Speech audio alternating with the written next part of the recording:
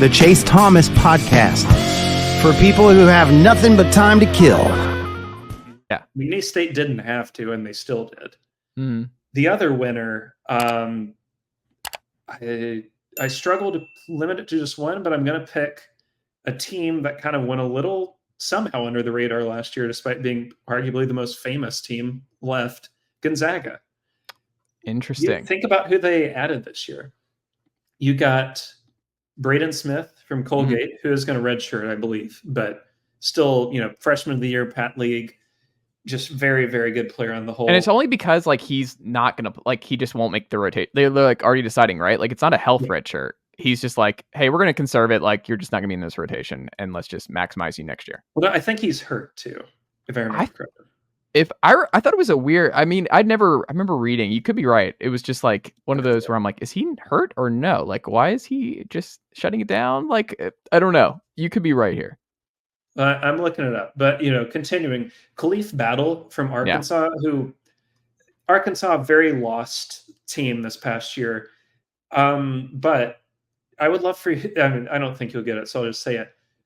Khalif Battle, final 7 games for Arkansas this year, 29.6 points per game against some really good competition, not crappy either. If they can find a way to have him as 6th man, they're going to be great. Michael Ajayi from Pepperdine, who is their one good player, 47% from deep and top 15 nationally in defensive rebounding percentage. The amazing thing about Gonzaga, Mark Few made it all of 1 year where he wasn't at a top 3 or 4 team in the sport and said, that's enough for me. I can't take it anymore. I got to be good again. Yeah. And this is after they made the Sweet 16, by the way. So you've got a lineup where you've got Ajayi, Battle, Ben Gregg is back. Steele Venters, who everybody forgot about because he got injured, he comes back for another year, the Eastern Washington transfer from last season, to go with Ike, Nolan Hickman, and the amazing Ryan Nembhard. Yeah. That's a top 5 team night 1. I can't wait to watch Gonzaga play this year. And they've been kind of forgotten about, right? It's just been kind of a weird... How would you best explain why Gonzaga has kind of wandered the wilderness the last 2 years? Well, a little mix of not enough depth. They did run into some misfortune with the injury to Venters in particular, because he was going to be a starter for them. You can't control that. But I think it's a little bit of a mix of maybe not enough depth and not enough ball stoppers. So that team before them, horrendous defensively, horrendous. And they got a bit better last year, though I still don't think it was anything special. I'm sure Gonzaga fans would agree. They didn't really have a single wing stopper on last year's team, whereas the year before they didn't have guard stoppers. And lest we forget, the Gonzaga team that made everybody think Tennessee 2022-23 was going to have an amazing offense. That's true. So this year, you've got wing stoppers, you've got guard stoppers, you've got Ike. I still don't like Ike much as a center, rim protector, but as a pure scorer, he's about unstoppable in the post.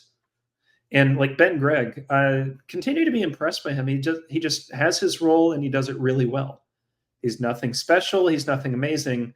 But for what he is, a 6'10" guy that can protect the rim decently well and hit threes, hard to find many better at that highly specific role.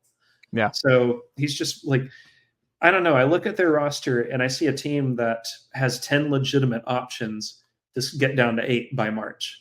With a bunch of returning continuity. The best transfer portal winners are the ones who keep their continuity while also plugging. That's what the portal is supposed to be about. That's the thing. I think that the best way to do it is add 3 to 4 guys and then bring back as many as possible. Mm-hmm.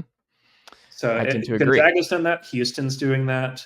Yeah. Kansas honestly kind of did that too. I'm curious on them as well. There's a lot of teams I thought did quite well, but those two stand out in notable ways where it's they're both improving from previous editions at different levels. Though I would obviously say one probably has a greater jump to make than the other. Gonzaga is making the leap from, we'll say, 15th to 4th best, whereas McNeese is going from a team you never think about to a legitimately night 1 might be top 50 team in the nation. Yeah. We'll end on this. The 2 losers of the transfer portal for you this cycle. The fans. I'm tired of hearing about how every single player. Number 1, there will be 2 teams mentioned. Number 2, I have had my fill, and this doesn't seem to be the most popular opinion in the world, but whatever, I'll stand out on a limb when I need to. I've had my fill of points per game.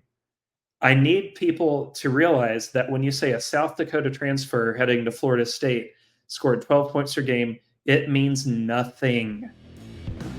Nicely done, nephew. The Chase Thomas Podcast. Hell yeah.